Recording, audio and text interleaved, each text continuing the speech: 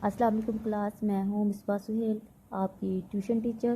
तो बच्चे हम 10th क्लास की बायोलॉजी का चैप्टर नंबर 11 हमने जो है वो स्टार्ट किया हुआ है। इसका जो टॉपिक है हमारा वो है यूरिनरी सिस्टम ऑफ ह्यूमन। ठीक है, तो हमने अपने लास्ट लेक्चर में पढ़ा था कि पूरा यूरिनरी सिस्टम्स में हमने किडनी को जो है वो डिफ़ाइन किया, किडनी को एक्सप्लेन किया, किडनी के स्ट्रक्चर को एक्सप्लेन किया, किडनी का जो इंटरनल स्ट्रक्चर है वो सारा हमने इसमें एक्सप्लेन किया। फिर हम कह रहे थे उसमें हमने ये देखा कि जो नेफ्रॉन होते हैं वो कहाँ पे होते हैं, पायरामिड्स के अंदर। ठीक है, जैसे कि मैं आपको दिखाती हूँ, हमने जो है वो अपने लास्ट लेक्चर में देखा था कि बहुत सारी जो कोन शेप स्ट्रक्चर्स होती हैं वो सारे की सारी जो है वो किडनी के इनसाइड जो है वो प्रेजेंट होती हैं, जिनको हम बोलते हैं रेनल पायरामिड।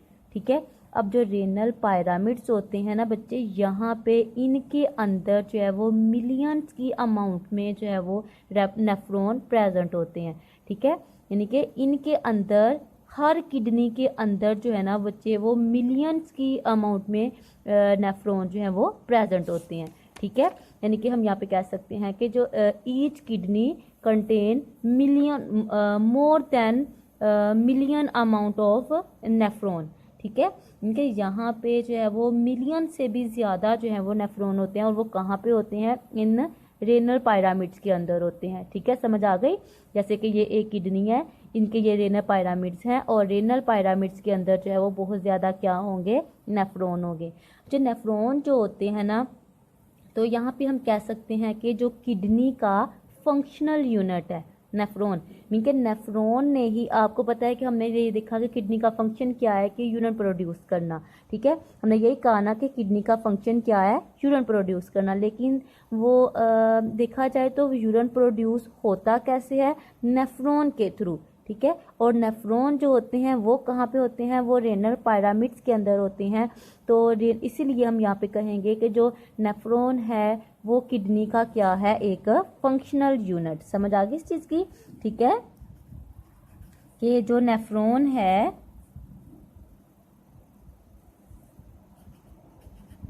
नेफ्रॉन जो है वो क्या होते हैं, किडनी का फंक्शनल यूनिट।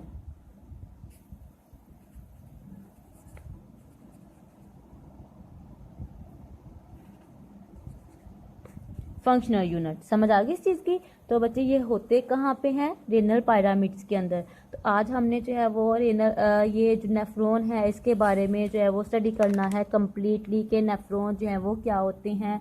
ठीक है, और इसका स्ट्रक्चर किस तरह से है, और ये किस तरह से आगे जो है हम नेक्स्ट लेक्चर में ये देखेंगे कि नेफ्रॉन के अंदर यूरिन जो है वो किस तरह से प्रोड्यूस होता है।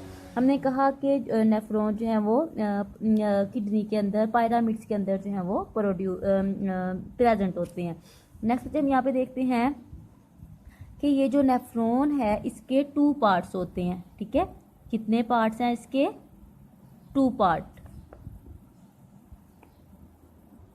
तो जो फर्स्ट पार्ट होता है उसको हम बोलते हैं रेनल कार्पसल, रेनल कॉर्पसल। ठीक है, और बच्चे जो दूसरा इसका पार्ट होता है उसको हम बोलते हैं रेनल ट्यूब्यूल। समझ आ गई इस चीज की। यानी कि पहले वाले पार्ट को हमने क्या कहा कि रेनल कार्पसल, और दूसरा पार्ट जो है उसको हमने क्या कहा, रेनल ट्यूब्यूल। तो ये जो रेनल कार्पसल होता है ये ट्यूब की फॉर्म में नहीं होता, मीन के नॉट ट्यूब्यूलर। समझ आ गई इस चीज़ की। यानी कि ये ट्यूब की फॉर्म में नहीं होता, लेकिन जो रेनल ट्यूब्यूल है जाहिर है इसके नाम से ही जो है वो शो हो रहा है, तो ये ट्यूब्यूल की फॉर्म में, यानी कि ट्यूब की फॉर्म में है।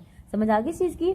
जो नेफ्रॉन जो है बच्चे इसके ये कहाँ पे होता है, रेनल पायरामिड्स के अंदर, और रेनल पायरामिड्स कहाँ पे हैं, किडनी के अंदर। समझ आ गई। तो नेफ्रॉन के कितने पार्ट हैं, 2 पार्ट्स। ठीक है, जो फर्स्ट वाला पार्ट है उसको हम क्या कहते हैं, रेनल कार्पसल, और जो सेकंड पार्ट है उसको हम क्या कहते हैं, रेनल ट्यूब्यूल। जो रेनल कार्पसल है वो ट्यूब की फॉर्म में नहीं होता। ठीक है, और जो रेनल ट्यूब्यूल है वो ट्यूब की फॉर्म में होता है। तो बच्चे जो रेनल कार्पसल है ना, इसके भी आगे जो है वो 2 पार्ट्स होते हैं। समझ आ गई? कितने पार्ट्स होते हैं? 2 पार्ट्स। अब देखें कि जो रेनल कार्पसल है इसके आगे से जो 2 पार्ट्स हैं उसका जो फर्स्ट पार्ट है उसको हम क्या कहते हैं? ग्लोमेरुलस। ठीक है, क्या बोलेंगे? ग्लोमेरुलस। समझ आ गई? और जो दूसरा पार्ट है उसको हम क्या कहते हैं? Women capsule. ठीक है, क्या बोलते हैं उसको? Women capsule. समझ आ गई बच्चे यहाँ तक कि नेफ्रॉन है, नेफ्रॉन के 2 पार्ट्स हैं, रेनल कार्पसल और रेनल ट्यूब्यूल। ठीक है, जो रेनल कार्पसल है इसके आगे से कितने पार्ट हैं? 2 पार्ट्स हैं। फर्स्ट वन को हम बोलते हैं ग्लोमेरुलस और सेकंड वन को बोलते हैं बुमेन कैप्सूल। अब बच्चे जो ग्लोमेरुलस वाला पार्ट है ना, ये जो है वो यानी कि हम यहाँ पे कह सकते हैं कि ब्लड कैपिलरीज का एक नेटवर्क होता है। ठीक है, यानी कि इसके अंदर क्या होती हैं? ब्लड कैपिलरीज होती हैं। ठीक है, ब्लड कैपिलरीज जो हैं इसका जो है वो एक नेटवर्क होता है जो जिसको हम बोलते हैं ग्लोमेरुलस। समझ आ गई इस चीज़ की? जैसे कि अगर हम इसमें डायग्राम इसको शो करें तो डायग्राम में जो नेफ्रॉन है इसके 2 पार्ट हमने कह दिया, तो एक आ जाता है इसका यानी कि जो पार्ट है रेनल कार्पसल और दूसरा है रेनल ट्यूब्यूल। मीन के ये जो पार्ट है इस चीज़ को यानी कि जो ट्यूब की फॉर्म में नहीं है। ठीक है, इतनी फॉर्म इसको हम बोलते हैं रेनल कार्पसल और जो ये इसका ट्यूब की फॉर्म में है इसको हम जो है वो रेनल ट्यूब्यूल कहते हैं। ठीक है, फिर हमने कहा कि जो रेनल कार्पसल है, रेनल कार्पसल के आगे जो है वो 2 पार्ट्स हैं, एक है ग्लोमेरुलस और दूसरा है बुमेन कैप्सूल। तो बच्चे ये जो है ना वो यानी कि कैपिलरी का जो नेटवर्क है इसको हम बोलते हैं ग्लोमेरुलस। समझ आ गई? ठीक है, तो ये पार्ट कौन सा है? ग्लोमेरुलस। ठीक है, नेक्स्ट बच्चे जो इसका यानी कि जो बुमेन कैप्सूल है वो बच्चे एक कप शेप स्ट्रक्चर होता है। ठीक है, कैसा स्ट्रक्चर होता है? एक कप शेप। जैसे कि हमने यहाँ पे कहा कि ये जो है ग्लोमेरुलस है और सेकंड वन क्या है? इसका बुमेन कैप्सूल है और इसकी शेप कैसी है? ये कप शेप है। ठीक है, अब बच्चे ये जो है हमने कहा कि ग्लोमेरुलस जो है वो ब्लड कैपिलरीज का एक नेटवर्क है। ठीक है, इसको हमने ग्लोमेरुलस बोल दिया। फिर नेक्स्ट हम कहते हैं कि इसका जो कप शेप स्ट्रक्चर है जिसने यानी कि ग्लोमेरुलस को जो है वो कवर किया हुआ है इसको हम क्या कहते हैं? Women capsule.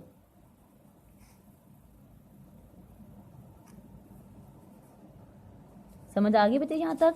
ये था यानी कि हमारा जो वो पार्ट यानी कि रेनल कार्पसल जो कि ट्यूब की फॉर्म में नहीं है। फिर नेक्स्ट हम कहते हैं कि जो रेनल ट्यूब्यूल है वो स्टार्ट हो जाती है और रेनल ट्यूब्यूल आपको पता है कि वो वाला पार्ट कहाँ से स्टार्ट होता है? बुमेन कैप्सूल के स्टार्ट से ही जो है वो शुरू हो जाता है। ठीक है, यानी कि यहाँ पे जो है वो बुमेन कैप्सूल है या इसके बाद जो है वो रेनल ट्यूब्यूल वाला पार्ट जो है इसका शुरू हो जाता है। जो यहाँ पे हम कहते हैं कि इसके भी आगे से जो है वो 3 पार्ट होते हैं। समझ आ गई? जैसे कि हमने कहा कि जो रेनल ट्यूब्यूल है इसके भी जो है वो कितने पार्ट आ जाते हैं? 3। फर्स्ट वन को हम बोलेंगे proximal convoluted tubule. Proximal convoluted tubule. समझ आ गई? तो नेक्स्ट हम सेकंड वाले पार्ट को हम कहेंगे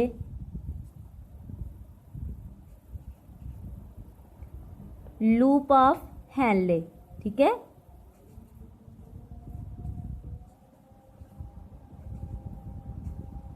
समझ आ गई? और बच्चे इसका जो थर्ड वाला पार्ट है उसको हम क्या कहेंगे?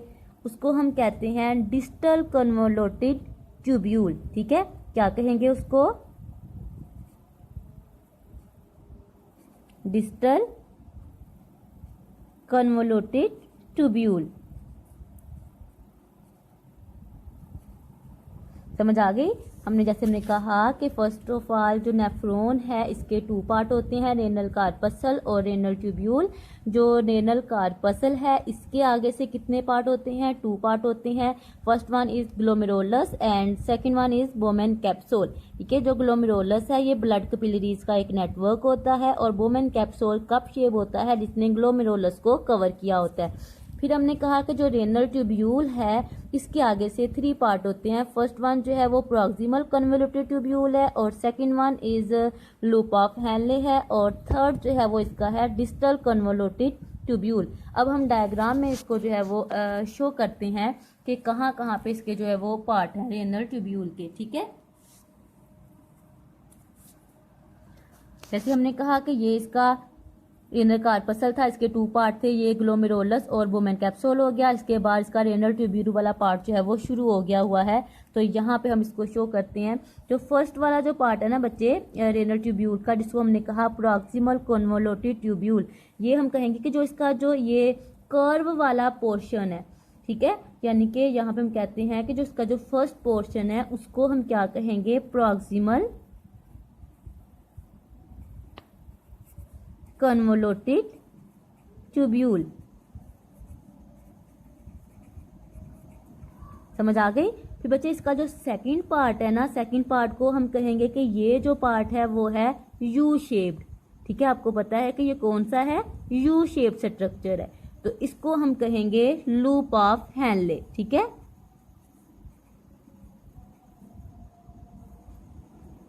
समझ आ गई बच्चे? नेक्स्ट जो इसका जो थर्ड पार्ट है फिर जो है वो कर्व वाला है। ठीक है, यानी कि वो ट्यूब की फॉर्म में है। ठीक है, तो फिर हम उसको थर्ड पार्ट को हम क्या कहते हैं? Distal convoluted tubule.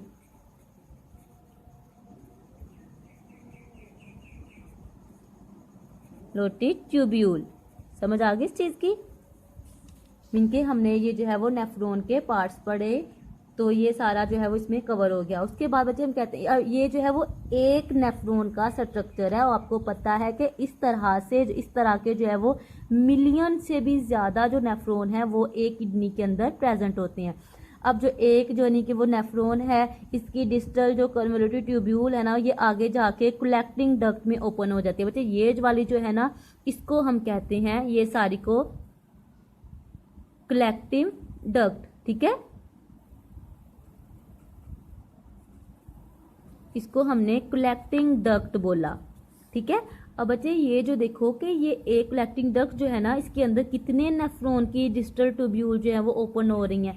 ये एक नेफ्रॉन की डिस्टल ट्यूब्यूल जो है वो इसमें ओपन हो गई, यहाँ से कोई दूसरा नेफ्रॉन होगा उसकी डिस्टल ट्यूब्यूल जो है वो यहाँ पे ओपन हो जाएगी। यानी कि बहुत सारे जो नेफ्रॉन होते हैं ना वो उनकी जो डिस्टल ट्यूब्यूल कन्वर्टेड ट्यूब्यूल्स होती हैं वो इस तरह ये कलेक्टिंग डक्ट के अंदर जो है वो यहाँ पे ओपन हो जाती हैं। और फिर जब इस तरह की बहुत सारी जो कलेक्टिंग डक्ट होती हैं ना ये जब आपस में मिलती हैं कि बहुत सारी कलेक्टिंग डक्ट जो होती हैं ये मिलके एक यानी कि मिल जाएंगी और इनके मिलने से बन जाएगी यहाँ पे पैपिलरी डक्ट।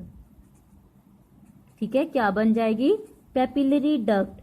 और फिर बहुत सारी जो पैपिलरी डक्ट्स होती हैं वो सारी की सारी मिलके कहाँ पे ओपन होंगी? रेनल पेल्विस में। ठीक है, रेनल पेल्विस आपने पढ़ा है कि जो यूरेटर का बेस होता है। ठीक है, रेनल पेल्विस। और फिर रेनल पेल्विस के बाद सारा का सारा जो यूरिन प्रोड्यूस हो चुका होता है यहाँ पे वो सारा यूरेटर की तरफ जो है वो चला जाता है और फिर यूरेटर से आपको पता है कि यूरिनरी ब्लैडर में और फिर जो है वो यूरेथ्रा के थ्रू बॉडी से रिमूव हो जाता है। ये था हमारा आज का लेक्चर नेफ्रॉन का। ठीक है, उम्मीद करती हूँ कि आप लोगों को अच्छे तरीके से जो है वो समझ आ गया होगा। तो आप लोगों ने मेरा चैनल जो है वो लाजमी सब्सक्राइब करना है ताकि मेरी आने वाली हर वीडियो जो है वो आपको सबसे पहले मिल जाए। ठीक है, तो मिलते हैं हम नेक्स्ट लेक्चर के साथ, तब तक के लिए अल्लाह हाफिज़।